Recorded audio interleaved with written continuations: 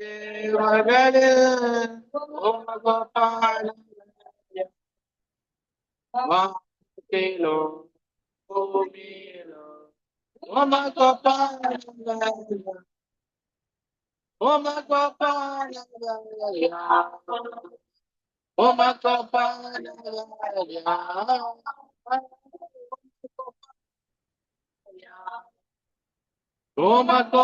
உமகோபாலவயா வானத்திலோ பூமியிலோ உமகோபாலவயா வானத்திலோ உமகோபாலவயா கர்த்தாவே தேவனே உமகோபாலவயா வானத்திலோ பூமியிலோ உமகோபாலவயா செங்கடலை நீர் பிளந்து உந்தன் ஜனங்களை சென்று செங்கடலை நீர் பிளந்து உந்தன் ஜனங்களை நடத்தி சென்று நீ நல்லவர் சர்வவன் என்று மாறாதவர் நீ வல்லவர் என்று மாறாதவர் உமகோபாலவர் யார் உமகோபாலவர் யார் உமகோபாலவர் யார் உமகோபாலவர் வானத்திலோ பூமியிலோ உமகோபாலவர் வானத்திலோ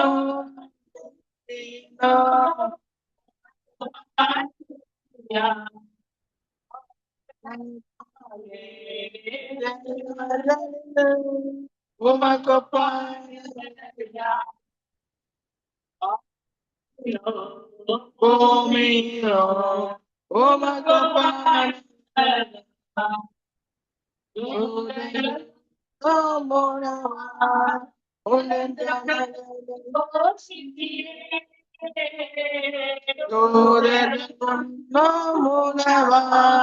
உந்தன் ஜனங்களை போஷித்தீரே உம்மை போல யாருண்டே இந்த ஜனங்களை நேசிக்கிற உம்மை போல யாருண்டே இந்த ஜனங்களை நேசிக்கிற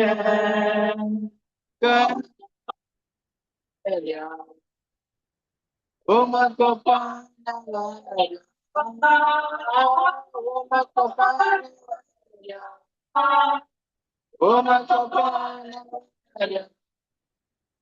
வானத்திலோ பூமியிலோ உமகோபாலவர் வானத்திலோ பூமியிலோ உமகோபாலவர் கர்த்தாவே தேவனே உமகோபாலவர்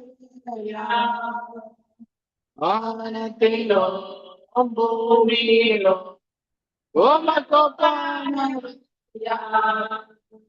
கண்மலையை நீர் பிளந்து உந்தன் ஜனங்களின் தாகம் தீர்த்தி கண்மலையை நீர் பிளந்து உந்தன் ஜனங்களின் தாகம் தீர்த்தி ஓம் நாம அதிசயம் என்றும் அற்புதம் செய்திடுமே ஓம் நாம அதிசயம் என்றும் அற்புதம் செய்திடுமே உமகோபாலவர் யார் உமகோபாலவர் யார் உமகோபாலவர் யார் உமகோபாலவர் யார் பூமியிலோ உமகோபாலவர் யார் பூமியிலும் உமக்கு பாடுவர் யார்?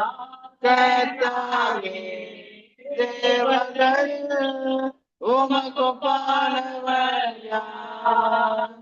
வானத்திலும் பூமியிலும் உமக்கு பாடுவர் யார்? மற்றும் நாம் கையில் உள்ள பாடல் பாடல் போறோம். பாடல் 121 பரலோகமே உம்மை துதிப்பதால் கர்த்தாவே அங்கே வாழ்கிறேன் என்ற பாடல் பக்கம் 94. பரலோகமே உம்மை துதிப்பதால் கர்த்தாவே அங்கே வாழ்கிறேன். ஓம் ஆலயத்தில் உம்மை துதிக்கிறோம். கர்த்தாவே எழுந்தருளும். பரலோகமே உம்மை துதிப்பதால் கர்த்தாவே அங்கே வாழ்கிறேன். உம் ஆலயத்தில் உம்மை துதிக்கிறோம். கர்த்தாவே எழுந்தருளும். துதிக்கிறோம் துதிக்கிறோம் ஒன்றாக கூடி துதிக்கிறோம். அல்லேலூயா துதிக்கிறோம் துதிக்கிறோம் ஒன்றாக கூடி துதிக்கிறோம். பரலோகமே உம்மை துதிப்பதால் கர்த்தாவே அங்கே வாழ்கிறேன். ஓம் ஆலயத்தில் உம்மை துதிக்கிறோம். கர்த்தாவே எழுந்தருளும். உந்தன் நாமம் உயர்த்தும் இடத்தில் அங்கே வாசம் செய்யும். உந்தன் நாமம் உயர்த்தும் இடத்தில் அங்கே வாசம் செய்யும். துதிக்கிறோம் துதிக்கிறோம் ஒன்றாக கூடி துதிக்கிறோம். அல்லேலூயா துதிக்கிறோம் துதிக்கிறோம் ஒன்றாக கூடி துதிக்கிறோம். பரலோகமே உம்மை துதிப்பதால் கர்த்தாவே அங்கே வாழ்கிறேன். ஓம் ஆலயத்தில் உம்மை துதிக்கிறோம். கர்த்தாவே எழுந்தருளும். உம்மை போலொரு தெய்வம் இல்லை சர்வ சிருஷ்டிகரே. உம்மை போலொரு தெய்வம் இல்லை சர்வ சிருஷ்டிகரே. துதிக்கிறோம் துதிக்கிறோம் ஒன்றாக கூடி துதிக்கிறோம். அல்லேலூயா துதிக்கிறோம் துதிக்கிறோம் ஒன்றாக கூடி துதிக்கிறோம். பரலோகமே உம்மை துதிப்பதால் கர்த்தாவே அங்கே வாழ்கிறேன். உம் ஆலயத்தில் உம்மை துதிக்கிறோம். கர்த்தாவே எழுந்தருளும். துதியும் கனமும் மகிமை எல்லாம் உமக்கே செலுத்துகிறோம். துதியும் கனமும் மகிமை எல்லாம் உமக்கே செலுத்துகிறோம். துதிக்கிறோம் துதிக்கிறோம் ஒன்றாக கூடி துதிக்கிறோம். அல்லேலூயா துதிக்கிறோம் துதிக்கிறோம் ஒன்றாக கூடி துதிக்கிறோம். பரலோகமே உம்மை துதிப்பதால் கர்த்தாவே அங்கே வாழ்கிறேன். உம் ஆலயத்தில் உம்மை துதிக்கிறோம்.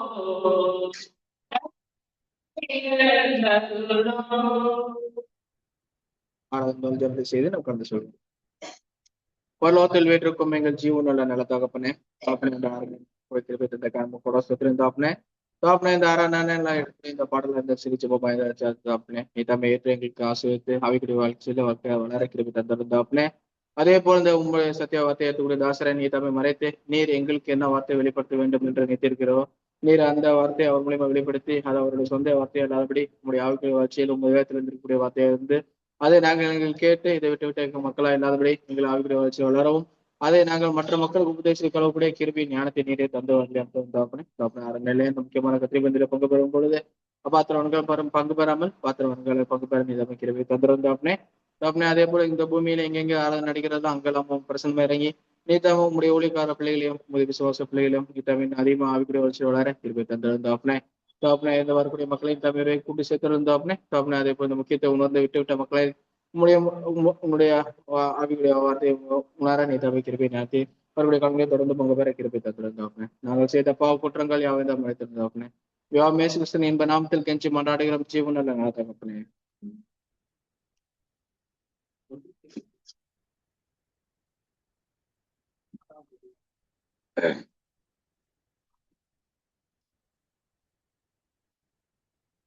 இருபத்தஞ்சு 16 வரைக்கும் அரண்னைக்கு எடுத்துக் கொண்டான சாட்சியான வாசிப்பு 1 தீமோத்தேயு 4ஆம் அதிகாரம் வசனம் 6 முதல் 16 வரை புதிய ஏற்பாடில் பக்கம் 288. இவைகளை நீ சகோதரருக்கு போதித்தால் விசுவாசிக்கக்கூடிய வார்த்தைகளிலும் நீ அனுசரித்து போதகத்திலும் தெரிந்தவனாகி இயேசு கிறிஸ்துவுக்கு நல்ல ஊழியக்காரனாய் இருப்பாய். சீர்கேடும் கீழவியில் பேச்சுமாயிருக்கிற கட்டுகளுக்கு விலகி தேவ பக்திக்கு எதுவான முயற்சி பண்ணு. சரீர முயற்சி அற்ப பிரயோஜனமாக உள்ளது. தேவ பக்தியானது இந்த ஜீவனுக்கும் இதற்கு பின்வரும் ஜீவனுக்கும் வார்த்தைக்கு முன்பாக எல்லா வார்த்தையிலும் பிரயோஜனமாக உள்ளது. இந்த வார்த்தை உண்மையும் எல்லா அங்கீகாரத்துக்கும் பக்தியுமாயிருக்கிறது. இது நிமித்தம் பிரயாசப்படுகிற நித்தியத்தையும் அடைகிறோம். ஏனெனில் எல்லா மனுஷருக்கும் விசேஷமாக விசுவாசிகளுக்கும் இரட்சகராகிய ஜீவனுள்ள தேவன் மேல் நம்பிக்கை வைத்திருக்கிறோம். இவைகளை நீ கட்டளையிட போதித்து கொண்டிரு. உன் இளமையை குறித்து ஒருவனும் உன்னை அசட்டை பண்ணாதபடிக்கு நீ வார்த்தையிலும் நடக்கையிலும் அன்பிலும் ஆவியிலும் விசுவாசத்திலும் கற்பிலும் விசுவாசிகளிலும் மாதிரியாயிரு. நான் வருமளவும் விசுவாசிக்கிறதிலும் புத்தி சொல்கிறதிலும் உபதேசிக்கிறதிலும் ஜாக்கிரதையாயிரு.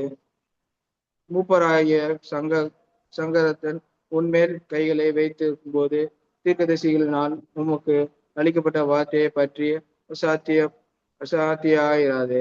நீ தேடுகிற யாவருக்கும் விலகும்படி இவைகளெல்லாம் சிந்தித்துக் கொண்டு இவைகளை நிலையேறு. உன்னை குறித்து குறித்து எச்சரிக்கையாயிரு. இவைகளை நினைத்து கொண்டு இப்படி செய்கிறவர்கள் உன்னையும் உன் உபதேசத்தை கேட்கிறவரை ரட்சித்துக் கொள்வாயாக என்பது. இந்த சத்தியத்தை வழிநடத்தும் போது உடனுடைய சுயம்பெறும் கேட்கிறேன்.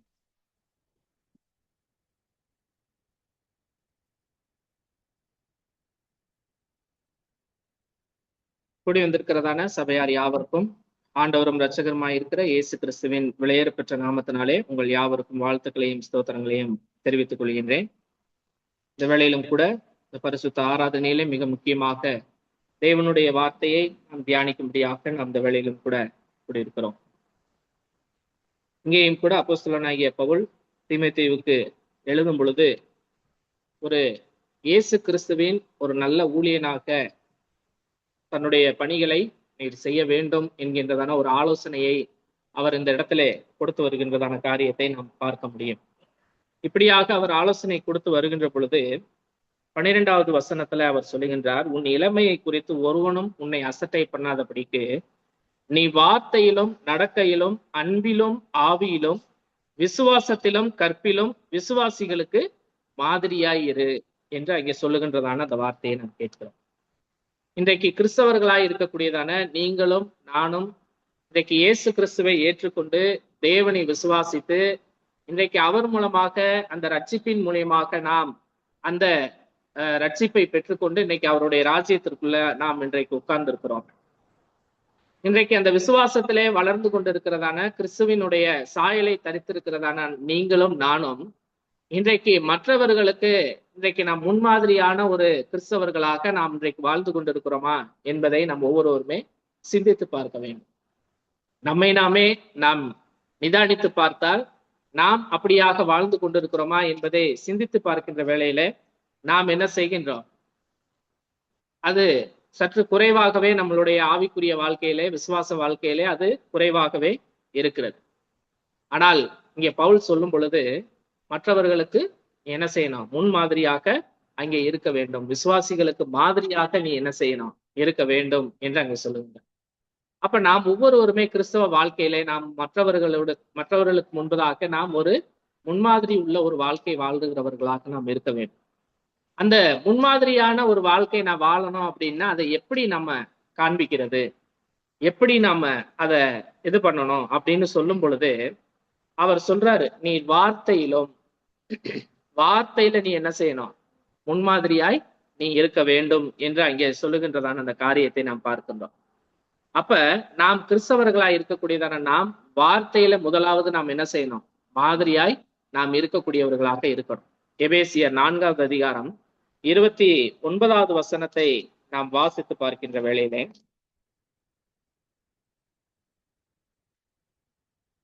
எபேசியர் 4வது அதிகாரம் 29வது வசனத்தை நாம் வாசிப்போம். கெட்ட வார்த்தை வந்து உங்கள் வாயிலிருந்து பிரதிவிருத்திக்கு எதுவான நல்ல வார்த்தைகள் உண்டானால் அதையே கேட்கிறவர்களுக்கு பிரயோஜனமா உண்டாகும்படிக்கு பேசுங்கள். இங்கே பார்க்கிறோம், கெட்ட வார்த்தை ஒன்றும் உங்கள் வாயிலிருந்து புறப்பட வேண்டாம் என்று அங்கே சொல்லுகிறதை நாம் பார்க்க முடியும். பக்தி விருத்திக்கு ஏதுவான நல்ல வார்த்தை உண்டானால் அதையே கேட்கிறவர்களுக்கு பிரயோஜனம் உண்டாகும்படி நீங்க என்ன செய்யுங்க? பேசுங்க அப்படின்ற. அப்ப கெட்ட வார்த்தை அப்படின்னா இன்னைக்கு நாம் இந்த வாழக்கூடியதான காரியங்களில் வாழக்கூடிய இந்த உலகத்துல நாம ஒரு கெட்ட வார்த்தை பேசுறான் அப்படின்னு சொன்னா அதற்கு என்ன செய்கிறோம்? ஒரு சில வார்த்தைகளை நம்ம என்ன செஞ்சிருக்கோம்? வச்சிருக்கிறோம். தகாத வார்த்தைகளை குறிப்பிட்டு பேசுகிறத கெட்ட வார்த்தை அப்படின்றோம்.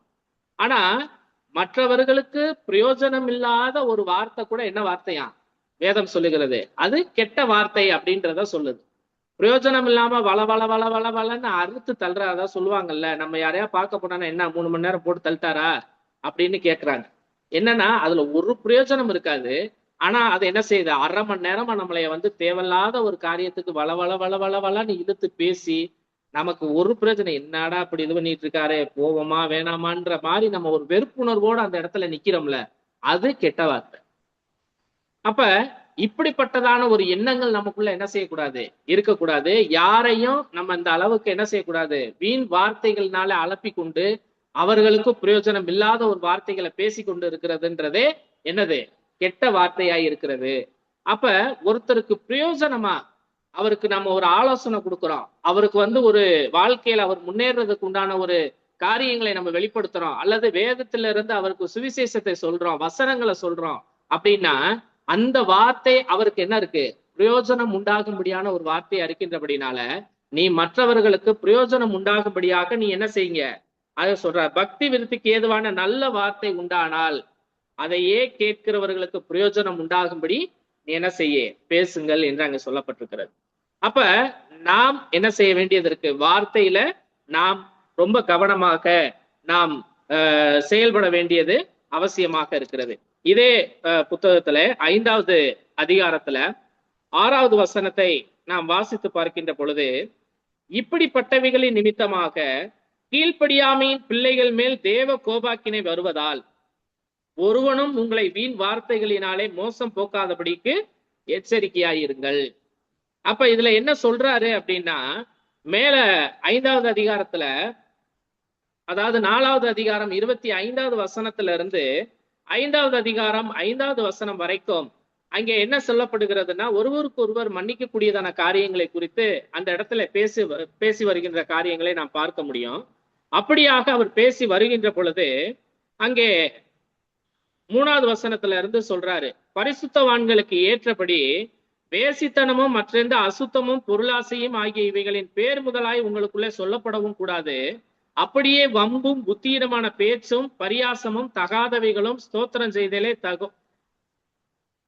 தகாதவைகள் ஸ்தோத்திரம் செய்தலே தகும் என்று அங்கே சொல்லப்படுகிற காரியத்தை பார்க்கிறோம். அப்ப விபச்சாரக்காரனாவது, அசுத்தனாவது, விக்கிரகாராதனைக்காரனாவது, பொருளாசைக்காரனாவது தேவனுடைய ராஜ்யமாகிய கிறிஸ்துவின் ராஜ்யத்திலே சுதந்திரம் அடைவதில்லை என்று அறிந்திருக்கிறீர்களே அப்படின்னு சொல்லிட்டு, இப்படிப்பட்டவைகளின் நிமித்தமாக கீழ்ப்படியாமையின் பிள்ளைகள் மேல் தேவ கோபாக்கினை வருவதால், அப்ப எந்த ஒரு காரியத்திலையும் கீழ்ப்படியாம நம்ம இருக்கின்ற பொழுது இந்த மேலே சொல்லப்பட்டதான காரியங்கள் எல்லாம் நம்மள இடத்துல வெளிப்பட்டது என்று சொன்னால், அப்படிப்பட்டதான காரியங்களை குறித்து தேவன் என்ன செய்கிறாரு?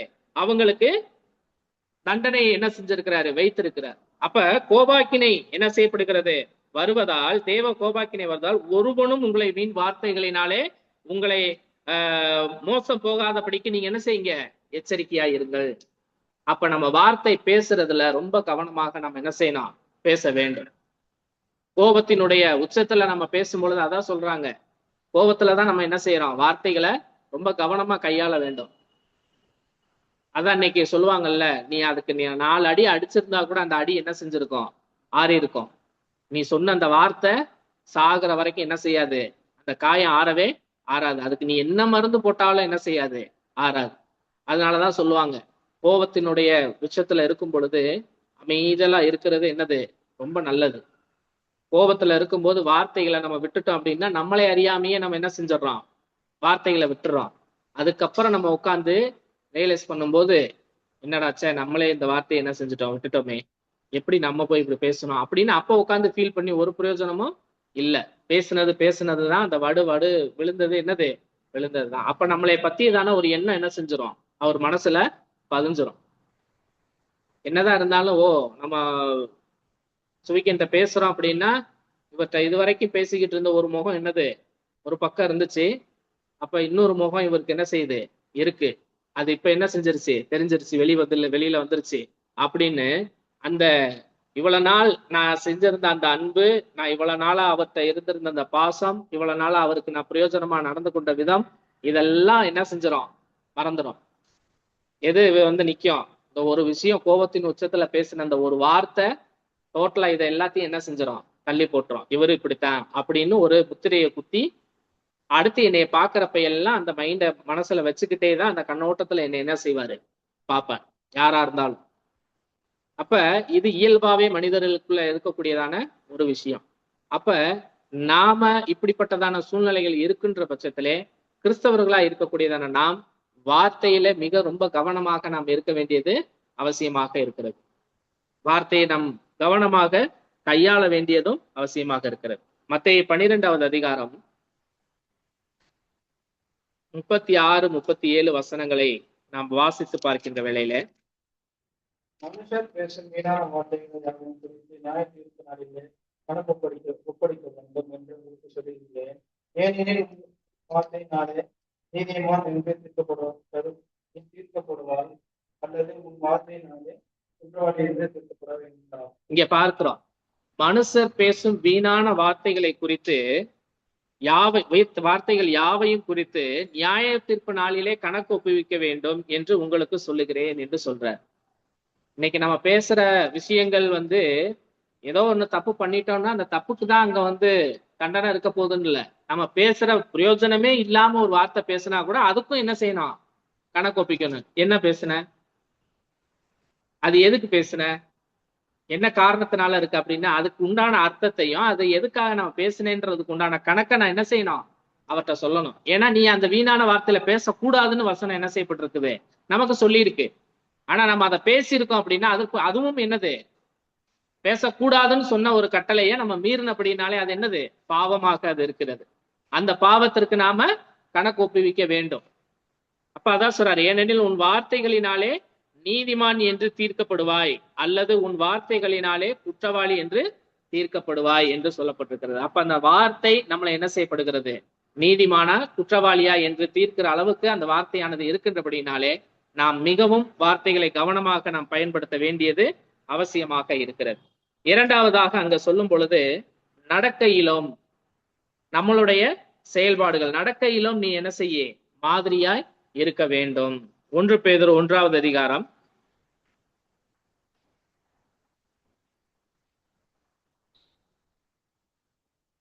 15வது வசனத்தை நாம் வாசித்து பார்ப்போம். உங்களை அழைத்த நீங்களும் இங்க பார்க்கிறோம், உங்களை அழைத்தவர் பரிசுத்தராய் இருக்கிறது போல நீங்களும் உங்கள் நடக்கைகள் எல்லாவற்றிலும் பரிசுத்தராயிருங்கள் என்று அங்கே சொல்லப்பட்டிருக்கிறது. ஆக நம்மளை அழைத்த தேவன் அவர் பரிசுத்தம் உள்ள தேவன். நாம் இயேசு கிறிஸ்துவினாலே ரட்சிக்கப்பட்ட அவருடைய ரத்தத்தினாலே கழுவப்பட்டிருக்கிறோம். பரிசுத்தம் உள்ள தேவ குமாரன் மூலியமாக நாம் என்ன செய்யப்பட்டிருக்கிறோம்? கழுவப்பட்டிருக்கிறோம். பரிசுத்த ஆவியினாலே நாம் என்ன செய்யப்பட்டிருக்கிறோம்? தேற்றப்பட்டிருக்கிறோம். பரிசுத்த ஆவியை நாம் என்ன செய்கிறோம்? நாம் பெற்றிருக்கின்றபடினாலே நாம் நம்மளுடைய நடக்கைகள் எல்லாவற்றிலும் நாம் என்ன செய்யணும்? பரிசுத்தராய் நாம் இருக்க வேண்டியது அவசியமாக இருக்கிறது. பரிசுத்தத்திற்கு ஆப்போசிட்டாக இருக்கக்கூடியதான காரியங்கள் நம்மளிடத்துல என்ன செய்யப்படக்கூடாது? வெளிப்படக்கூடாது. 2 பேதுரு 3வது அதிகாரம் 11வது வசனத்தை நாம் வாசித்து பார்ப்போம். அழிந்து போயிருக்கிறபடியால் நீங்கள் எப்படிப்பட்ட பரிசுத்த நடக்கையும் தேவ பக்தியும்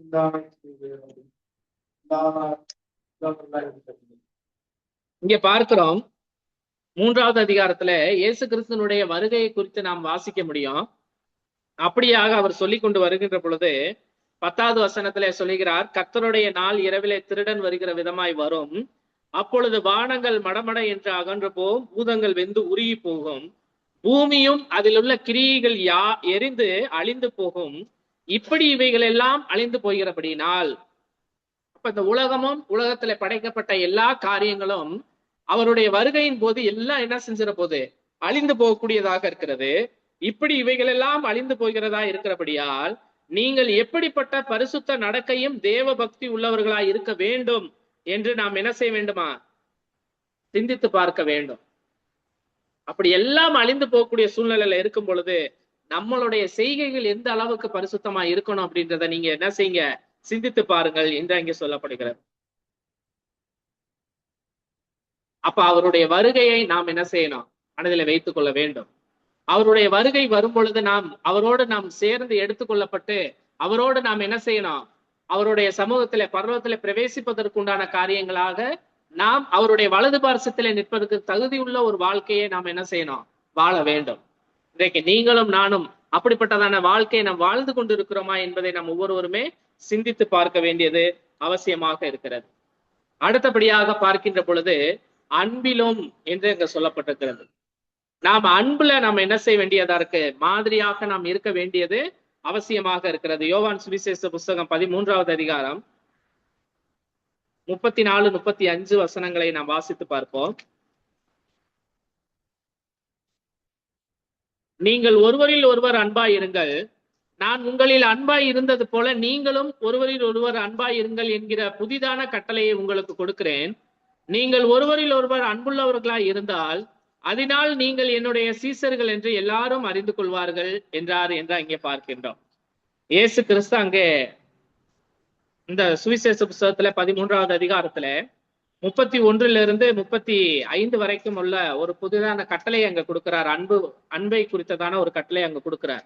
அப்ப ஒருவரிடத்தில் ஒருவர் நீங்கள் என்ன செய்யுங்க? அன்பாய் இருங்கள் என்று அங்கே சொல்லப்படுகிறது. நான் உங்களில் அன்பாய் இருக்கிறது போல நான் உங்களை எப்படி எந்த அளவுக்கு நான் நேசிக்கிறேனோ, நீ என்ன பாவியா இருந்தாலும், நீ என்ன குற்றவாளியா இருந்தாலும், உன்னிடத்துல என்ன குறைகள் இருந்தாலும் நான் என்ன செய்யறேன்? உன்னைய அளவுக்கு அதிகமாக நான் நேசிக்கிறேன். இயேசு கிறிஸ்து இந்த பூமியில வந்து அவர் தன்னுடைய ஊழியத்தை செய்யும் பொழுது இந்த உலகத்துல அதை தான் அவர் என்ன செஞ்சார். குருடா இருந்தாலும் சரி, சப்பானியா இருந்தாலும் சரி, ஊனனா இருந்தாலும் சரி, குஷ்டரோகியா இருந்தாலும் சரி, விபச்சார ஸ்திரியா இருந்தாலும் சரி, ரொம்ப நோய்வாய்ப்பட்டிருந்தவங்களா இருந்தாலும் சரி, மரித்தவர்களா இருந்தாலும் சரி, மரண தருவாயில இருக்கக்கூடியவர்களா இருந்தாலும் சரி, யாரா இருந்தாலும் எல்லா விதத்திலும் பலவீனமாய் இருந்த, எல்லா விதத்திலும் பாவிகளாய் இருந்த அவர்களை மாத்திரமே இயேசு கிறிஸ்து என்ன செஞ்சாரு? நேசித்தார். அவர்களிடத்துல அன்பு செலுத்தினார்.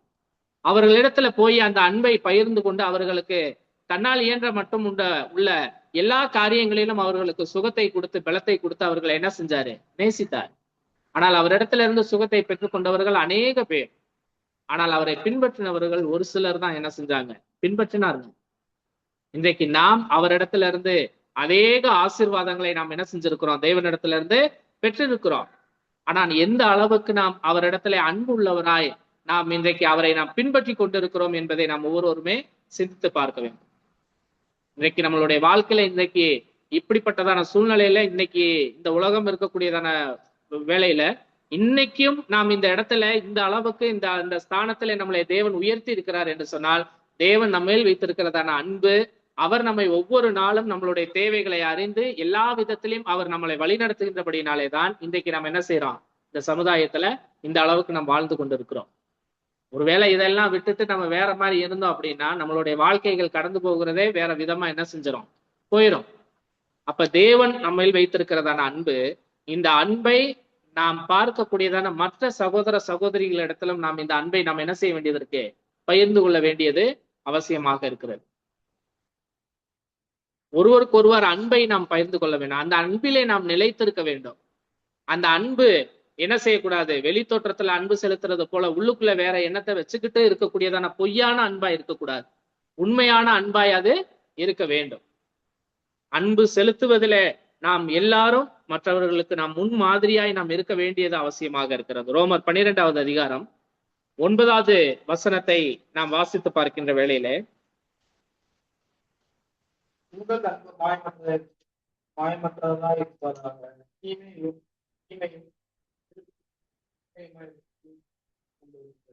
உங்கள் அன்பு மாயமற்றதாய் இருப்பதாக, தீமையை வெறுத்து என்ன செய்யணுமா, நன்மையை பற்றி கொண்டிருக்க வேண்டும் என்று அங்க சொல்லுகிறார். அப்ப அந்த அன்புல என்ன இருக்கக்கூடாது, மாயம் இருக்கக்கூடாது, மாயமாலம் பண்ணக்கூடாது. உண்மையான அன்பாய் அதை என்ன செய்யணும், இருக்கணும். தீமையை வெறுக்கணும். அந்த அன்பு நன்மையை பற்றி கொண்டிருக்கக்கூடியவர்களாக நாம் இருக்க வேண்டும். சகோதர சிநேகத்திலே ஒருவருமில்லை ஒருவர் பட்சமாயிருங்கள், கணம் பண்ணுகிறதிலே ஒருவருக்கொருவர் முந்திக் கொள்ளுங்கள் என்று அங்க சொல்லப்பட்டிருக்கிறது. சகோதர சிநேகத்துல ரொம்ப பட்சமா இருக்கணுமா, ரொம்ப ஐக்கியமா இருக்கணும் அப்படின்னு சொல்றாரு. கணம் பண்றதுல ஒருவருக்கு ஒருவர் என்ன செய்யுங்க, முந்திக் கொள்ளுங்க. அவர் என்கிட்ட ஸ்தோத்திரம் சொன்னாதான் நான் என்ன செய்வேன், அவர்கிட்ட போய் ஸ்தோத்திரம் சொல்லுவேன்ட்டு இருக்காதீங்க. பார்த்தோன்னா நம்மளை பாக்குறாங்க பார்க்கல, அது சின்னவங்க பெரியவங்க அதெல்லாம் பார்க்க கூடாது. கணம் பண்றதுல அவங்கள போய் என்ன செய்யணும், அவங்கள வரவேற்கிறதுல அவங்களுக்கு ஸ்தோத்திரம் சொல்றதுல நாம என்ன செய்யணும், முந்திக் கொள்ள வேணும் ஒருவருக்கு ஒருவர். ஏன்னா நம்ம ஸ்தோத்திரம் சொல்றது அவங்கள மகிமைப்படுத்துறதுக்காக நம்ம சொல்லல. ஸ்தோத்திரம் எதுக்கு சொல்றோம், அவங்களை கோபமாய் பார்த்ததுக்காக நாம் தேவனுக்கு நன்றி சொல்றோம். அப்ப அந்த பார்த்ததுக்கு நம்ம என்ன செய்யணும், நன்றி செலுத்துவதில் ரொம்ப முன்னாடி நம்ம முந்திக் கொள்ளணும். எல்லாருக்கும் ஸ்தோத்திரம் சொல்லும் பொழுது நாம் தேவனுக்கு என்ன செய்யறோம், நன்றியை சொல்றோம். இன்னைக்கு எல்லாரையும் நான் பார்க்கும்படியா நீங்க கொடுத்திருக்கிறீங்க, மோமமாய் சந்திக்கும்படியான ஒரு ஆயுசு நாட்களை நீங்க எங்க ஒவ்வொருவருக்கும் கொடுத்திருக்கீங்க. அதுக்காக நம்ம எல்லாத்துக்கும் சேர்த்து என்ன செய்யறோம், நன்றி சொல்றோம். அதான் ஸ்தோத்திரம் சொல்றோம். அப்ப அந்த அன்பிலே நாம் ஒருவருக்கு ஒருவர் நாம் என்ன செய்யணும், இருக்கணும். அசதியாயிராமல் ஜாக்கிரதையா இருங்கள், ஆவியில அனலா இருங்கள், கர்த்தருக்கு ஊழியம் செய்யுங்கள், நம்பிக்கையிலே சந்தோஷமாய் இருங்கள், உபத்திரவத்திலே பொறுமையா இருங்கள், ஜெபத்திலே உறுதியாய் தரித்திருங்கள் என்று அங்க சொல்லப்படுகிறது. அப்ப நாம் இந்த அன்பை செலுத்துவதிலே நாம் எந்த அளவுக்கு நாம் மாதிரியா இருக்கிறோம் என்பதை நாம் ஒவ்வொருவருமே சிந்தித்து பார்க்க வேண்டும். 1 யோவான் 4வது அதிகாரம்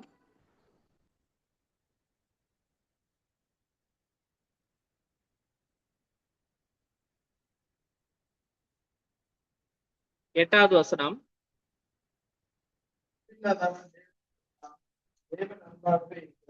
இங்கே பார்க்கிறோம், இந்த 4வது அதிகாரம் 7வது வசனத்துல இருந்து நாம 21 வரைக்கும் அன்பை குறித்து அங்க பேசுற தேவனுடைய அன்பும் விசுவாசமும் குறித்து பேசப்படுகிறது. அங்க சொல்றாரு, அன்பில்லாதவன் தேவனை அறியான், தேவன் அன்பாகவே இருக்கிறார் என்று அங்க சொல்லப்படுகிறது. அப்ப நம்மள இடத்துல அன்பு இல்லை அப்படின்னா நாம் தேவனை என்ன செய்யல, இன்னும் அறிந்து கொள்ளல அப்படின்றதுதான் அர்த்தம். தேவனை நம்ம இன்னும் உணரல, தேவன் மேல நமக்கு பற்றுதல் இல்லை அப்படின்றதா அர்த்தம். ஒருத்தன் அன்பே இல்லாம இருக்கிறான் அப்படின்னா அவன் தேவனை அறியான், ஆனால் தேவன் அன்பாகவே இருக்கிறார் என்று அங்கே சொல்லப்படுகிறது. அதே அதிகாரத்துல 16வது வசனத்தை நாம் வாசித்து பார்க்கின்ற பொழுது, தேவன் நம்மேல் வைத்திருக்கிற அன்பை நாம் அறிந்து விசுவாசித்திருக்கிறோம், தேவன் அன்பாகவே இருக்கிறார், அன்பில் நிலைத்திருக்கிறான், அன்பில் நிலைத்திருக்கிறவன் தேவனில் நிலைத்திருக்கிறான், தேவனும் அவனில் நிலைத்திருக்கிறார் என்று அங்கே சொல்லப்பட்டிருக்கிறது. அப்ப என்னன்னா, தேவன் நம்ம மேல் வைத்திருக்கிற அன்பை நாம் என்ன செஞ்சிருக்கிறோம், அறிந்து விசுவாசித்திருக்கிறோம். இந்த விசுவாசம் தேவன் நம்ம மேல் வச்சிருக்கிற அன்பை நம்ம புரிஞ்சுக்கிட்டதுனால நாம என்ன செஞ்சிருக்கிறோம், நாம விசுவாசிச்சோம். தேவன் அன்பாகவே இருக்கிறாரு, அன்பில் நிலைத்திருக்கிறவன் தேவனில் என்ன செய்கிறானா? நிலைத்திருக்கிறான். தேவனும் அவனில் நிலைத்திருக்கிறார். அப்ப யாரிடத்துல அன்பு ரொம்ப அதிகமா, எந்த ஒரு எதிர்பார்ப்பையும் பார்க்காம, எந்த ஒரு காரியத்தையும் இருக்காம, என்னால முடிஞ்ச அளவுக்கு நான் அன்பு செலுத்துறத செலுத்திக்கிட்டே இருப்பேங்க, அவ்வளவுதாங்க. எனக்கு தேவன் மேல நம்பிக்கை இருக்கு, நான் தேவனை விசுவாசிக்கிறேன், அவர் என்னுடைய காரியங்கள் எல்லாத்தையும் பாத்துக்கிறாரு, நான் அன்பு செலுத்துறேன். அது அங்க இருந்து என்ன வருதுன்றதெல்லாம் நான் எதிர்பார்க்கல. என்னோட வேலை அன்பு காட்டுறதுதான் என் வேலை, அதை நான் செஞ்சுட்டே போயிருவேன், மத்ததெல்லாம் அவர் பாத்துக்குவார் அப்படின்னு இருக்கும்போது, அந்த எண்ணம் இருக்கக்கூடியதான ஒரு ஆள் இடத்துல யார் இருக்கா? தேவன் இருக்கிறார். தேவன் அவரோடு கூட இருக்கிறதுனாலதான் அப்படிப்பட்டதான ஒரு எண்ணம், அந்த வார்த்தையானது என்ன செய்யுது? வெளியில வருது. அப்ப தேவன் நம் மேல் அன்பா இருக்கின்றபடினாலே நாமும் தேவன் மேல் அன்பு செலுத்தக்கூடியவர்களாக நாம் இருக்க வேண்டும். அப்படி செலுத்தும் போதுதான் அவர் நம்ம இடத்துல இருக்கக்கூடியவராக இருப்பார். 18வது வசனத்துல பார்க்கிறோம், அன்பிலே பயம் இல்லை, பூரண அன்பு பயத்தை புறம்பே தள்ளும், பயமானது வேதனையுள்ளது, பயப்படுகிறவன் அன்பில் பூரணப்பட்டவன் அல்ல என்று அங்கே சொல்லப்படுகிறது. இந்த பயம் என்று ஒண்ணு இருக்குது அப்படின்னா அவன் இடத்துல என்ன செய்யாது? அன்பு இருக்காது. அன்பு செலுத்தணும்னு நினைப்பா, நான் நினைக்கும் போதே அவனுக்குள்ள இருக்கிற பயத்தினால இதை சொல்லலாமா வேண்டாமா, இதை கொடுக்கலாமா வேண்டாமா, இந்த பயத்தோட சந்தேகத்தோட இப்படியாக இருக்கும் பொழுது அவன் இடத்துல அந்த அன்பு என்ன செய்ய பூரணமா என்ன செய்யாது? இருக்காது. அது பூரணப்படாது. அந்த பயமானது அன்பு என்ன செய்யாது? பூரணப்பட்டவனாக அவன் இருக்க முடியாது. ஆக நாம் அப்படிப்பட்டதான அந்த பயத்தோடு இருக்கக்கூடியதான அன்பை நாம் வெளிப்படுத்த அங்கே என்ன இல்ல பிரயோஜனம் இல்ல. 20வது வசனத்துல பார்க்கிறோம், தேவனிடத்தில் அன்பு கூறுகிறேன் என்று ஒருவன் சொல்லியும் தன் சகோதரனை பகைத்தால் அவன் பொய்யன். தான் கண்ட சகோதரனிடத்தில் அன்பு கூறாமல் இருக்கிறவன் தான் காணாத தேவனிடத்தில் எப்படி அன்பு கூறுவான் என்று அங்கே சொல்லப்படுகிறது. நான் கண்ணா பாக்குற என்னுடைய சகோதரி இடத்துல நான் என்னுடைய அன்பை நான் என்ன செய்யல, சரியாக நான் பகிர்ந்து கொள்ளல, அவன் இடத்துல நான் எதுவுமே நான் இது பண்ணல அப்படின்னா, காணாத தேவன் இடத்துல நான் ரொம்ப தேவனை நான் நேசிக்கிறேன், அவர் மேல நான் அன்பா இருக்கிறேன், அவரை நான் ரொம்ப விசுவாசிக்கிறேன் அப்படின்னு சொல்றது எந்த விதத்துல நியாயம் என்று என்ன செய்யுது? வேதவசனம் கேள்வி கேட்கும். நான் பார்க்கிற சகோதர இடத்துல உன்னால அன்பு செலுத்த முடியல அப்படின்னா, காணாத தேவன் இடத்துல நீ எப்படி அன்பு செலுத்துவ? அவரை இதுவரைக்கும் பார்த்ததில்லை. அதை நாம் என்ன செய்கிறோம்? வசனத்துல கேள்விப்படுகிறோம், வாசிக்கிறோம், விசுவாசிக்கிறோம், விசுவாசித்து அவர் மேல அன்பு வைத்திருக்கிறோம். அப்ப நீ எப்படி அந்த அன்பை நீ எப்படி செலுத்துவ அப்படின்னு சொல்றார். தேவனிடத்துல அன்பு கூறுகிறவன் தன் சகோதரனிடத்திலும் அன்பு கூற வேண்டும் என்கிற இந்த கற்பனையை அவராலே பெற்றிருக்கிறோம் என்று அங்கே பார்க்கிறோம். அப்ப தேவனிடத்துல நீ அன்பு செலுத்துற அப்படின்னா நீ என்ன செய்ய? உன் சகோதரன் இடத்துல நீ என்ன செய்ய? அந்த அன்பை நீ வெளிப்படுத்து. உன் சகோதரி இடத்துல நீ அன்பா நீ என்ன செய்ய? அவங்களை அன்பில பிணைக்கப்பட்டு நீ அவர்களோட அன்பா இரு. நீ எப்படி எந்த அளவுக்கு நீ அன்பா இருக்கிறியோ, நீ அந்த அன்பை நான் பார்த்தேன் அப்படின்னா நீ அந்த அளவுக்கு தேவன் இடத்துல நீ என்ன செய்யற? அன்புல இருக்கிற. தேவனை ஒருத்தர் நேசிக்கிறேன் அப்படின்னு சொன்னானா தான் பார்க்கக்கூடிய சகோதரி இடத்துல அந்த அன்பு என்ன செய்யணும்? இருக்கணும். அந்த அளவுக்கு நீ என்ன செய்யணும்? உன் சகோதரனை நீ நேசிக்கணும். நீ நேசிக்கல அப்படின்னா தேவன் இடத்துல என்ன இல்ல? அன்பு இல்ல அப்படின்றதான் அர்த்தம். ஆக அப்ப அன்பிலே நாம் மாதிரியாய் நாம் இருக்க வேண்டியது அவசியமாக இருக்கிறது. அடுத்து ஆவியிலும் நாம் என்ன செய்யணும்?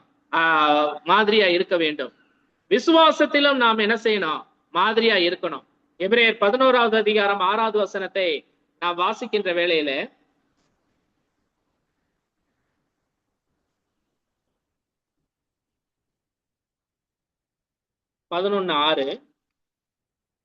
விசுவாசம் இல்லாமல் தேவனுக்கு பிரியமாயிருப்பது கூடாத காரியம். ஏனென்றால் தேவனிடத்தில் சேருகிறவன் அவர் உண்டென்றும் அவர் தம்மை பலன் அளிக்கிறவர் என்று விசுவாசிக்க வேண்டும். இங்க பார்க்கிறோம் விசுவாசத்தை குறித்ததான அந்த காரியத்தை நான் பார்க்கிறோம். விசுவாசம் இல்லாமல் தேவனுக்கு பிரியமா இருப்பது கூடாத காரியம்.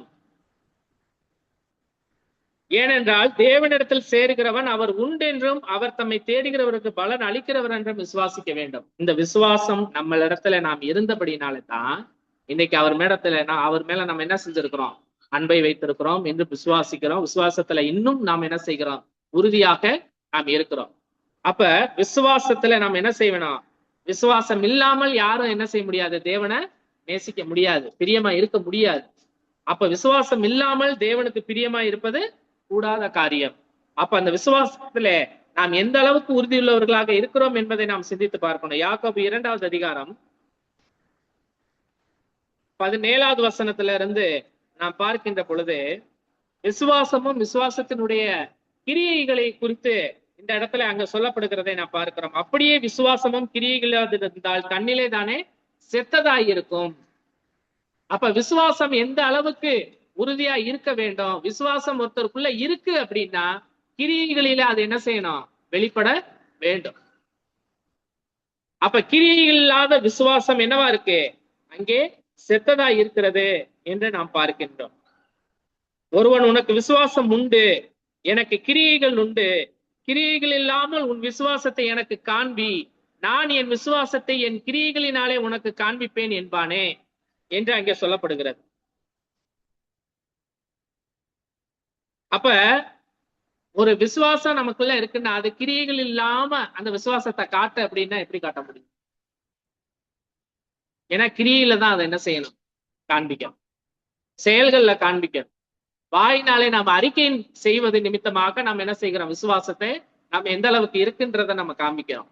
அப்ப கிரியைகள் இல்லாத விசுவாசம் செத்ததாய் இருக்கிறது என்று அங்கே சொல்லப்படுகிறதை பார்க்கிறோம். தேவன் ஒருவர் உண்டென்று விசுவாசிக்கிறாய், அப்படி செய்கிறது நல்லதுதான். பிசாசுகளும் விசுவாசித்து என்ன செய்யுது? நடுங்குறது. விசுவாசிக்கிறேன் வாயில சொல்றதுல பெருசா இல்ல, தேவனை விசுவாசிக்கிறேன்னு சொல்ற. பிசாசுகளும் என்ன செய்யுது? விசுவாசிக்குது. ஆமா, ஒரு உண்மையுள்ள தேவன், அவர் வல்லமையுள்ள தேவன் அப்படின்றதெல்லாம் அதை நம்புது, விசுவாசிக்குது. ஆனால் அதன்படியாக உன்னுடைய கிரியைகள் என்ன செய்யணும்? காண்பிக்கணும். வீணான மனுஷனே, கிரியைகள் இல்லாத விசுவாசம் செத்ததென்று நீ அறிய வேண்டுமோ? நம்முடைய பிதாவாகிய ஆபிரகாம் தன் குமாரன் ஈசாக்கை பலிபீடத்தின் மேல் செலுத்தின போது கிரியைகளினால் அல்லவோ நீதிமானாக்கப்பட்டான் என்று அங்க சொல்லப்படுகிறது. ஆபிரகாமை இன்றைக்கு விசுவாசத்தின் தந்தை என்று நம்ம எப்படி சொல்றோம்? எப்படி சொல்றோம்? சும்மா அவர் விசுவாசிச்சாருன்றதுனால சொன்னோமா? அவருடைய விசுவாசத்தினுடைய ஒரு எக்ஸ்ட்ரீம் லெவலே எங்க உறுதிப்படுது அப்படின்னா, தன்னுடைய ஏக சுதன் என்று பாராமல் தன்னுடைய சொந்த குமாரனை என்ன செஞ்சாரு? தேவனுக்கு பலி கொடுக்கும்படியாக அவர் சொன்ன அந்த மலைக்கு கொண்டு போய் தன்னுடைய மகனுடைய கை காலை கட்டி அவர் பலிபீடத்தின் மேல வச்சு அவர் அந்த கைய ஓங்கி அவர் என்ன செய்கிறாரு? பலி கொடுக்க ஓங்குற வரைக்கும் தேவன் அந்த விசுவாசத்தினுடைய பரீட்சை அங்க என்ன செய்யப்படுகிறது? நடக்கப்படுறத பாக்குறோம். அந்த இடத்துல அவர் ஓங்குற வரைக்கும் அங்கே இருந்து அதுக்கப்புறம் அங்கே தேவனுடைய வார்த்தை என்ன செய்யுது? வெளிப்படுது. ஆபிரகாமே, பிள்ளையாண்டான் மேல நீ என்ன செய்யாத? உன் கையை போடாத. உன் ஏக சுதன் என்றும் பாராமல் நீ தேவனுக்கு என்ன செய்ய? பலி கொடுக்க நீ வந்ததுனால உன்னுடைய விசுவாசத்தை நான் பார்த்தேன் அப்படின்னு சொல்லி அந்த இடத்துல அவருடைய விசுவாசம் என்ன செய்யப்பட்டது? வெளிப்பட்டது. அதான் சொல்றாரு, நம்முடைய பிதாவாகிய ஆபிரகாம் தன் குமாரன் ஈசாக்கை பலிபீடத்தின் மேல் செலுத்தின போது, அங்கே கொண்டு போய் பலி செலுத்தினப்பதான கிரியைகளினால் அல்லவா அவர் என்ன செய்யப்பட்டாரு? நீதிமானாக்கப்பட்டார். விசுவாசம் அவனுடைய கிரிகளோடு கூட முயற்சி செய்து கிரியைகளினாலே விசுவாசம் பூரணப்பட்டது என்று காண்கிறாயே. அப்படியே ஆபிரகாம் தேவனை விசுவாசித்தான், அது அவனுக்கு நீதியாக எண்ணப்பட்டது என்கிற வேத வாக்கியம் நிறைவேற்றிட்டு அவன் தேவனுடைய சிநேகிதன் எண்ணப்பட்டான் என்று அங்கே சொல்லப்பட்டிருக்கிறது. அப்ப எந்த அளவுக்கு அவர் விசுவாசத்துல அங்கே உறுதியாக இருந்திருப்பார் என்பதை நாம் ஒவ்வொருவரும் சிந்தித்து பார்க்க வேண்டும். ஆதலால் மனுஷன் விசுவாசத்தினாலே மாத்திரமல்ல கிரியைகளினாலேயும் நீதிமானாக்கப்படுகிறான் என்று நீங்கள் காண்கிறீர்களே. அந்தபடி ராகாப் என்னும் வேசியும் தூதர்களை ஏற்றுக்கொண்டு வேறு வழியாய் அனுப்பிவிட்ட போது கிரியைகளினால் அல்லவோ நீதிமானாக்கப்பட்டாள். அப்படியே ஆவி இல்லாத சரீரம் செத்ததா இருக்கிறது போல கிரியைகள் இல்லாத விசுவாசமும் செத்ததா இருக்கும் என்று அங்கே சொல்லப்படுகிறது. ராகாப் வேசி அவள் என்ன செய்யறாரு? தேவன் மேல அங்கே விசுவாசம் இருக்கு அப்படின்னா அந்த விசுவாசத்தை அந்த தூதர்களை என்ன செய்யறாங்க? அங்கே தூதர்கள் வரும் பொழுது அவர்களை வேறு வழியாய் தப்பிக்க வேண்டும் என்று சொல்லி அவர்களை என்ன செய்யறாங்க? வேறு வழியாய் அவங்களை தப்பிக்க வைக்கிறாங்க. தப்பிக்க வைக்க அந்த செஞ்ச முயற்சி பத்தி இருக்கு பார்த்தீங்களா? அதுதான் கிரியை. அந்த கிரியை தான் அங்க என்ன இருக்கு? தேவன் மேல இருக்கிறதான அந்த விசுவாசத்தை அது வெளிப்படுத்துது. அப்ப அந்த இடத்துல அதன் மூலியமா அல்லவா அவள் என்ன செய்யப்பட்டா? நீதிமானாக்கப்பட்டார். அததான் சொல்றாரு, அப்படியே ஆவி இல்லாத சரீரம் செத்ததா இருக்கிறது போல கிரியை இல்லாத விசுவாசமும் செத்ததா இருக்கும் என்று சொல்லுது. ஒரு மனுஷனுக்குள்ள ஆவி இல்லைன்னா என்ன? அவ்வளவுதான், அதுல எந்த செயல்பாடும் கிடையாது. அவ்வளவுதான், அவன் செத்து போயிட்டான்னு நம்ம என்ன செய்யறோம்? ஒரு முடிவு பண்றோம். இனி இந்த பாடி என்ன செய்யாது? தன்னுடைய செயல்பாடுல எப்ப இருக்காது, அது எழுந்து நடக்காது, பேசாது, ஒண்ணும் செய்யாது, ஒண்ணுமே அதுக்கு இல்ல, அவ்வளவுதான், முடிஞ்சு போச்சு, பிரயோஜனமே கிடையலன்னு கொண்டு போய் என்ன செஞ்சிடறான், புதைச்சிடுறான், எரிச்சிடுறாங்க, என்ன பண்றாங்க, அவ்வளவுதான், அதுக்கு பிரயோஜனம் இல்லை, நீ இது இருந்து வேஸ்ட். நீ இருக்க இருக்க இது என்ன செய்யும், நாரி என்ன செய்யுதோம், நாத்தம் எடுக்க ஆரம்பிச்சிடும், இது மற்றவர்களையும் என்ன செஞ்சிடும், நோய் வர பண்ணிடும், எல்லாம் பண்ணிடும். இதெல்லாம் நினைச்சு பாருங்க. அப்படி அந்த ஆவி இல்லாத சரீரம் செத்ததா இருக்கிறது போல கிரியை இல்லாத விசுவாசமும் செத்ததா இருக்கு. விசுவாசிக்கிறேன், விசுவாசத்துல நான் ரொம்ப, நீ நேசிக்கிறத விட நான் ரொம்ப விசுவாசிக்கிறேன் அப்படின்னு சொல்றதுல மாத்திரம் இல்ல, செய்கையில அது என்ன செய்யணும், இருக்கணும். ஆக நாம் கிறிஸ்தவ வாழ்க்கையில நீங்களும் நானும் நம்மளுடைய ஆவிக்குரிய காரியங்கள் எல்லாவற்றிலும் நாம் என்ன செய்யணும், மாதிரியாய் நாம் இருக்க வேண்டியது அவசியமாக இருக்கிறது. வார்த்தையில மாதிரியா இருக்க வேண்டும், நடக்கையிலே மாதிரியா இருக்க வேண்டும், அன்பு செலுத்துகிறதிலே நாம் மாதிரி உள்ளவர்களாக இருக்க வேண்டும், ஆவியில் நாம் மாதிரி உள்ளவர்களாக இருக்க வேண்டும், விசுவாசத்திலே நாம் மாதிரியாக உள்ளவர்களாக இருக்க வேண்டும், கற்பிலே நாம் மாதிரி உள்ளவர்களாக இருக்க வேண்டும், வாழ்க்கையிலே நாம் ரொம்ப முன்மாதிரி உள்ளவர்களாக நாம் இருக்க வேண்டும். நம்மளுடைய வாழ்க்கை மற்றவர்களுக்கு முன்மாதிரியான ஒரு வாழ்க்கை நாம் வாழ வேண்டும் என்கின்ற அந்த எண்ணத்தை மனதில் வச்சுக்கிட்டு நம்ம வாழணும். இது என் வாழ்க்கை, நான் என் இஷ்டப்படிதான் நான் வாழ்வேன், எனக்கு என்ன பிடிச்சிருக்கோ, நான் என்ன நினைக்கிறேனோ, நான் என்ன சிந்திக்கிறேனோ, எது எனக்கு ரொம்ப சந்தோஷத்தை கொடுக்குதோ, நான் அப்படித்தான் நான் வாழ்வேன், என்னை யாரும் கேட்கக்கூடாது, நான் மற்றவருக்காக வாழ வேண்டிய அவசியம் எனக்கு இல்லை அப்படின்னு நினைச்சு நம்ம வாழ்ந்தோம் அப்படின்னா அது என்னது, பிரயோஜனம் இல்லாத ஒரு வாழ்க்கை தான். கிறிஸ்தவ வாழ்க்கையில தேவன் நம்ம ஒரு ஸ்திரீ எப்படி இருக்க வேண்டும், ஒரு ஆண் எப்படி இருக்க வேண்டும் என்கின்றதான கட்டளையை தேவன் என்ன செஞ்சிருக்கிறார், நம்ம கொடுத்திருக்கிறார். அந்த கட்டளைக்கு நாம் கீழ்ப்படிந்து நாம் நடக்கின்ற பொழுது அது மற்றவர்களுக்கு பிரயோஜனம் உண்டாகும்படியாக நாம் வாழ்கின்றோம். தேவன் நம்ம கொடுத்திருக்கிற அந்த கட்டளையின்படி தேவன் மேல் நம்ம அன்பு வச்சிருக்கிறோம் அப்படின்னா அவர் கொடுத்த அந்த கட்டளைக்கு கீழ்ப்படியதன் நிமித்தமாக அந்த அன்பை நம்ம என்ன செய்யணும், வெளிப்படுத்த வேண்டும். எதுக்குமே நம்ம கீழ்ப்படியாம நம்ம சுயமா இருந்தோம் அப்படின்னா துளியளவும் நம் தேவன் மேல அன்பு இல்லை அப்படின்றதுதான் நாம புரிஞ்சுக்கிற வேண்டிய விஷயம். ஆகவே கேட்ட வசனத்தின்படியாக நாம் ஒவ்வொருவரும் நம்மளுடைய வாழ்க்கையிலே மற்றவர்களுக்கு மாதிரி உள்ள ஒரு வாழ்க்கையை நாம் வாழ்வோம். தேவன் நம்ம ஒருவரையும் ஆசீர்வதித்து வழி நடத்துவாராக. ஆம்.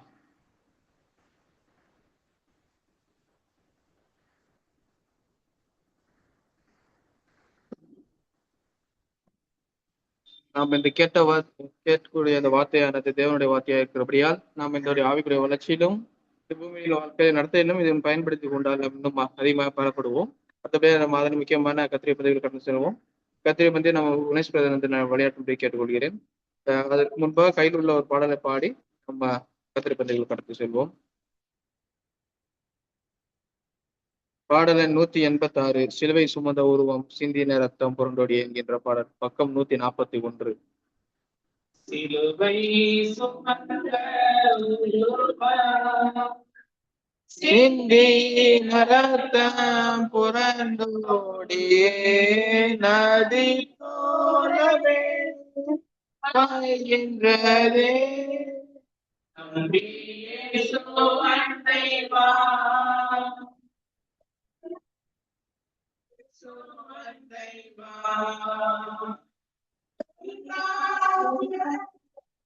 சிற்றின்பங்கள் எல்லாம்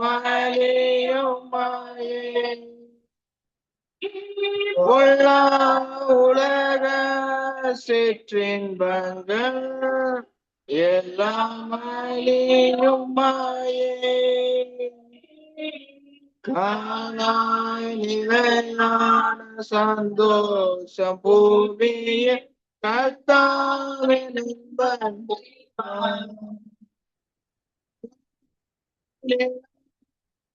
சந்தோஷம் பூமிய கர்த்தாவின் பந்தைவா சிலுவை சுமந்த உருவம் சிந்தின ரத்தம் புரண்டோடியே நதி போலவே பாய்கின்றதே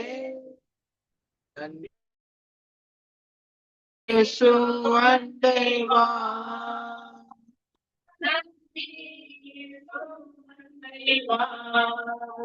ஆத்தும மீட்பை பெற்றிடாமல் ஆத்ம நஷ்டமடைந்தால்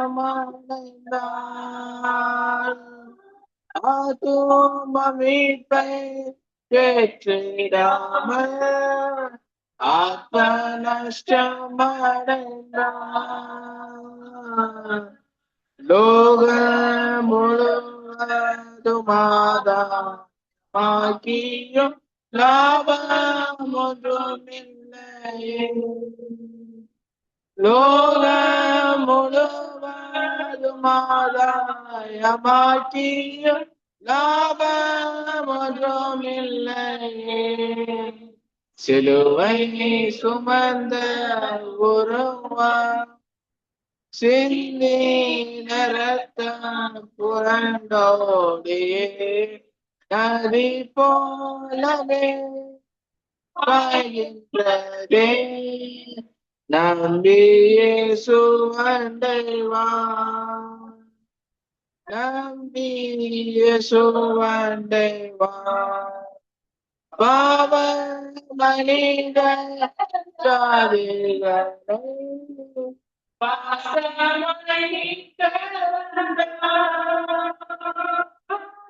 பாவ மனித ஜாதிகளை பாசமமிக்க வந்தார்.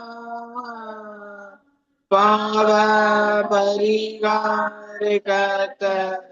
சுனாத பாவமெல்லாம் சுமந்தார்.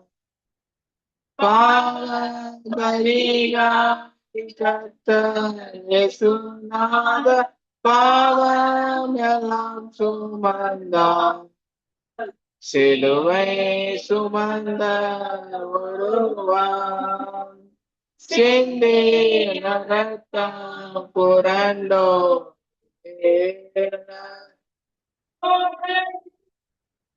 பாய்கின்றதே. நம்பியே சுவண்டைவான் நம்பியே சுவண்டைவான் நித்திய ஜீவன் வாஞ்சிப்பான் நித்திய மோட்ச வாழ்க்கை.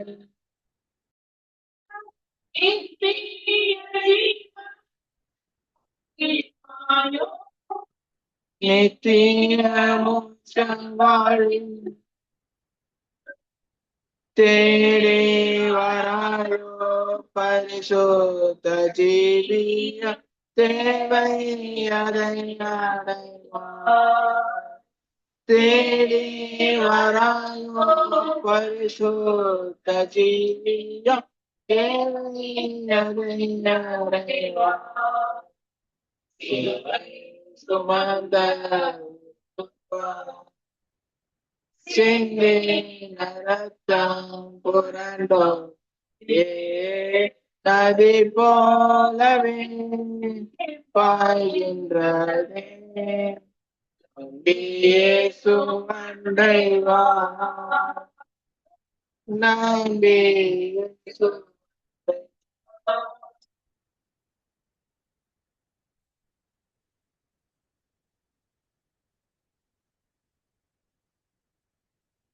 கர்த்தருடைய பந்திக்கு ஆதாரமான வேத பகுதியை வாசித்து கர்த்தருடைய பந்திக்கு நேராக கடந்து செல்வோம். ஜீவ அப்பம் நானே. உங்கள் பிதாக்கள் வனாந்தரத்திலே மன்னாவை புசித்திருந்தும் மரித்தார்கள். இதிலே புசிக்கிறவன் மறியாமல் இருக்கும்படி வானத்திலிருந்து இறங்கின அப்பம் இதுவே. நானே வானத்திலிருந்து இறங்கின ஜீவ அப்பம். இந்த அப்பத்தை புசிக்கிறவன் என்றென்றைக்கும் பிழைப்பான். நான் கொடுக்கும் அப்பம் உலகத்தின் ஜீவனுக்காக நான் கொடுக்கும் என் மாம்சமே என்றார். அப்பொழுது யூதர்கள், இவன் தன்னுடைய மாம்சத்தை எப்படி நமக்கு புசிக்க கொடுப்பான் என்று தங்களுக்குள்ளே வாக்குவாதம் பண்ணினார்கள். அதற்கு இயேசு அவர்களை நோக்கி, நீங்கள் மனுஷகுமாரனுடைய மாம்சத்தை புசியாமலும் அவருடைய இரத்தத்தை பானம் பண்ணாமல் இருந்தால் உங்களுக்குள்ளே ஜீவன் இல்லை என்று மெய்யாகவே மெய்யாகவே உங்களுக்கு சொல்லுகிறேன். என் மாம்சத்தை புசித்து என் இரத்தத்தை பானம் பண்ணுகிறவனுக்கு நித்திய ஜீவன் உண்டு. நான் அவனை கடைசி நாளில் எழுப்புவேன். என் மாம்சம் மெய்யான போஜனமாய் இருக்கிறது, என் இரத்தம் மெய்யான பானமாய் இருக்கிறது. என் மாம்சத்தை புசித்து என் இரத்தத்தை பானம் பண்ணுகிறவன் என்னிலே நிலைத்திருக்கிறான், நானும் அவனிலே நிலைத்திருக்கிறேன். ஜீவனுள்ள பிதா என்னை அனுப்பினது போலவும் நான் பிதாவினால் பிழைத்திருக்கிறது போலவும் என்னை புசிக்கிறவன் என்னாலே பிழைப்பான். வானத்திலிருந்து இறங்கின அப்பம் இதுவே, இது உங்கள் பிதாக்கள் புசித்த மன்னாவை போலல்ல. அவர்கள் மரித்தார்களே. இந்த அப்பத்தை புசிக்கிறவனோ என்றென்றைக்கும் பிழைப்பான் என்றார். கர்த்தருடைய பந்தி இன்னதென்று நிதானித்து சோதித்தறிந்து பரிசுத்த உள்ளத்தோடு கர்த்தர் பந்தியிலே பங்கு கொள்ள வேண்டும். நாம் அனைவரும் எழுந்தென்று கர்த்தருடைய பந்திக்கு நேராக கடந்து சொல்வோம். கர்த்தராக இயேசு கிறிஸ்தனுடைய சரீரத்துக்கு மாதிரியாக அப்பத்திற்காக நாம் ஒருமனப்பட்டு ஜெபிப்போம். எங்களை அதிகமாய் நேசித்து வழிநடத்துகிற அன்பின் பரலோக தூய பிதாவே, நீர் ஆசிரியத்து கொடுத்த இந்த அருமையான வார்த்தையின் முதல் ஞாயிற்றுக்கிழமை காலை விளக்கம் நன்றி சுத்தம் தரப்பணி சபையார் அனைவரும் ஒன்றாக கூடி ஒரு நாளத்தை மிகப்பட்டு நன்றி சுத்தம் தரப்பணி ஆராதனை வேலையிலே மிக முக்கியமான தருணத்தில் இருக்கிறோம் தரப்பணி. எங்களை பரிசுத்தப்படுத்துங்க, தகுதிப்படுத்துங்க தரப்பணி. கர்த்தராகிய இயேசு கிறிஸ்துவினுடைய சரீரத்திற்கு மாதிரியா இருக்கிற இந்த அப்பத்தை ஆசீர்வதிச்சு தாங்க தரப்பணி. கர்த்தர் பந்தியிலே பங்கு கொள்ளும் போது எங்களை நாங்களை சோதித்தறிந்து பரிசுத்த உள்ளத்தோடு கர்த்தர் பந்தியிலே பங்கு கொள்ள கிருபை பாராட்டுங்க தகப்பன். அக்கிரமங்களும் பாவங்களிலும் விழுந்து கிடந்த எங்களை மீட்கும் பொருளாக உம்முடைய ஒரே பேரான குமார் என்றும் பாராமல் எங்களுக்காக ஒப்பு கொடுத்து உம்முடைய பரிசுத்த அறிவித்தினால் எங்களை மீட்டுக் கொண்ட தயக்காக நன்றி செலுத்திக் கொண்டிருந்த தகப்பனே. இந்த அன்பிற்கு நாங்கள் பாத்திரவங்களை இருக்க கிருபை பாராட்டுங்க தகப்பனே. ஒவ்வொரு வாரம் தவறாமல் கர்த்தர் பந்தியிலே பங்கு கொண்டு உம்முடைய பரலோக ராஜ்யத்தில் பிரவேசிக்க முடியாத கிருபையும் இரக்கத்தையும் எங்களுக்கு தாங்க தகப்பனே. இயேசு கிறிஸ்துவின் நாமத்தில் ஜெபிக்கிறோம் எங்கள் ஜீவனுள்ள வல்ல பிதாவே.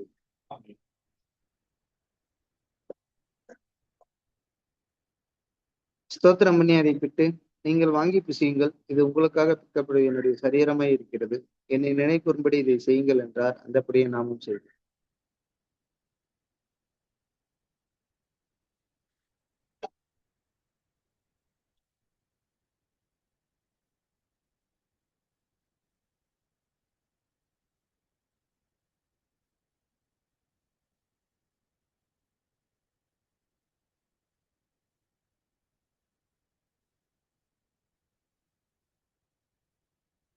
கர்த்தராகிய இயேசு கிறிஸ்துவின் இரத்தத்திற்கு மாதிரியாக திராட்சரசத்திற்காக சகோதரர் டேனியல் அண்ணா அவர்கள் ஜெபித்தருமாறு அன்புடன் கேட்டு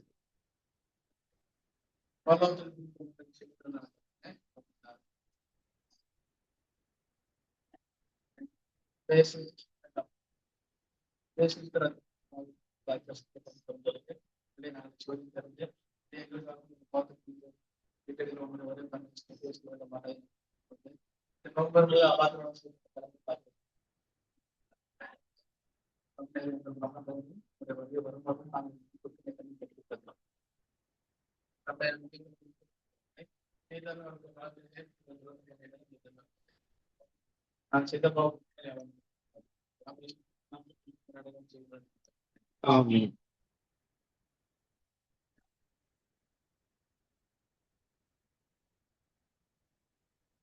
போஜனம் பண்ணின பின்பு அந்தபடியே பாத்திரத்தையும் எடுத்து, இந்த பாத்திரம் என்ற இரத்தத்தினாலே புதிய உடன்படிக்கையா இருக்கிறது, நீங்கள் இதை பானம் பண்ணும் போதெல்லாம் என்னை நினைக்கும்படி இதை செய்யுங்கள் என்றார். அந்தபடியே நாம்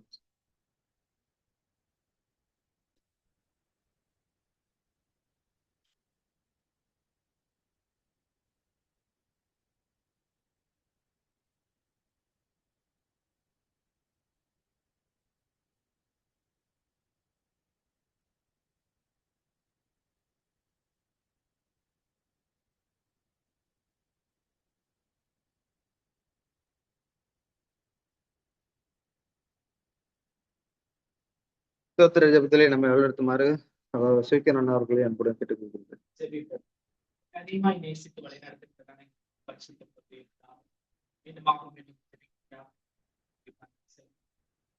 இந்த வேளையில் பரிசுத்த ஆராதனையிலே மையப்படுத்தி செய்தியா உடைய வார்த்தைகளை கேட்க முடியாத ஒரு கிருபை கொடுப்பதற்காக நன்றி. இந்த வேளையில் கூட ஒரு காரணிகளுக்காக பாடுகளை நினைப்பூர்த்தியாக தகவலே ஒரு சிலுவை மரத்தை வெளியில அவருடைய ரத்தம் சிந்தனதையும் அவருடைய சரீரம் குற்றப்பட்டதையும் தகவலை நாங்கள் நினைப்பூர்த்தியாக அவருடைய சரீரத்துக்கு மாதிரியாக பகுபெருமையான ஒரு கிருபை இதில் எங்களுடைய மகமறை வருகை பரிசுத்த உள்ளத்தோடு எப்பொழுதும் இதோட ஐக்கியப்பட்டிருக்க செய்ய ஐக்கியப்பட்டிருக்கார் என்பதை உணர்ந்து தகவலை நாங்கள் தொடர்ந்து வாழ்க்கையிலே நாங்கள் வாழ்கின்ற நாட்களிலும் அவர் எங்களோடு கூட இருந்து எங்களை வழிநடத்த மேலுமாய் இல்லாத பொழுது தகப்பனே, தகுதி இல்லாத எங்களுக்கு நீர் கொடுத்து முதல் வார்த்தையை எங்களோட ஐக்கியப்படுத்தியாக நீர் கொடுத்த திறமைகளுக்காக பாதுகாக்கப்பட்டு இயேசு கிறிஸ்துவின் நாமத்தில் ஜெபிக்கிறோம். ஆமென். ஆராதனை வேளையிலே மற்றும் ஒரு முக்கியமான தருணத்தில் இருக்கிறோம். காணிக்கை வேலை. நம்மளுடைய கையின் பிரயாசங்களை தேவனுடைய சமூகத்தில் கொடுக்கும் வேலையில் இருக்கிறோம். அவனவன் விசனமாயும் அல்ல, கட்டாயமாயும் அல்ல, தன் மனதில் நியமித்தபடியே கொடுக்க கடவன். உற்சாகமாய் கொடுக்கிற இடத்தில் தேவன் பிரியமாய் இருக்கிறார். சபைக்கு உற்சாகமாய் காணிக்கை கொடுத்து பரலோகத்தின் தேவனிடத்திலிருந்து நாம் ஆசீர்வாதத்தை பெற்றுக் கொள்வோம்.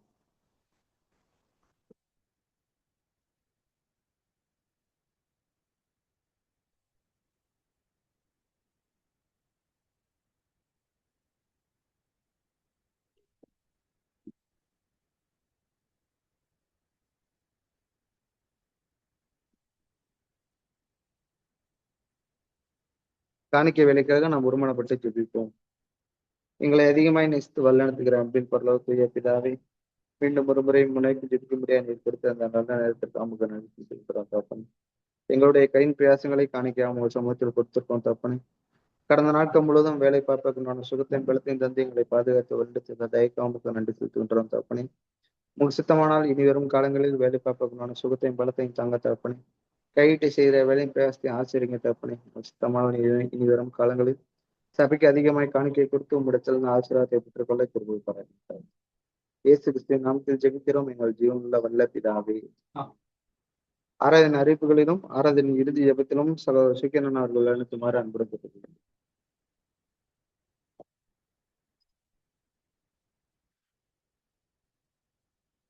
கூட இருக்கிறதான சபையார் யாவருக்கும் ஆண்டவர் ஒரு ரட்சகரமாய் இருக்கிற இயேசு கிறிஸ்துவின் வெளியேறப்பட்ட நாமத்தினாலே வாழ்த்துக்களையும் ஸ்தோத்திரங்களையும் தெரிவித்துக் கொள்கின்றேன்.